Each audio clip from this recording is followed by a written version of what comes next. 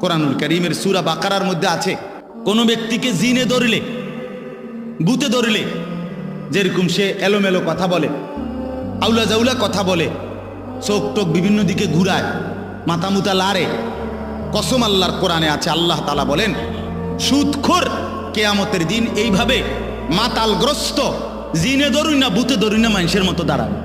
আল্লাযীনা ইয়াকুলুনার রিবা লা ইয়াকুমুনা ইল্লা কামা ইয়াকুমুল্লাযী ইয়াতাখাব্বাতুহুশ শাইতানু মিনাল মাস। কোরআনে সূরা বাকারাতে আছে। আল্লাহ তাআলা বলেন সুদখোরের পরিণতি হবে, সে দাঁড়াবে এই অবস্থায় যেন শয়তান জিন দুষ্ট কিছু তার উপরে আসর করছে, এরকম মাতালের মতো, মাতালের মতো। এজন্য দয়া করে এটা বুঝতে শিখেন।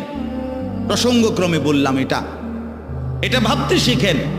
কেন আপনি হারাম রোজগার করবেন? কেন আপনি হারামের রাস্তায় যাবেন?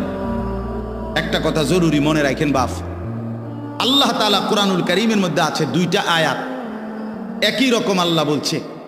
আল্লাহ বলছে আমি আদম থেকে মুহাম্মদ সাল্লাল্লাহু আলাইহি সাল্লাম যত নবী এবং রসুল পাঠিয়েছি, এই ১৬ লাখ নবী ১,২৪,০০০ বা ২,২৪,০০০ বা তার চাইতে বেশি কম, আল্লাহ পাক সকল নবীকে বলছেন দুইটা কথা।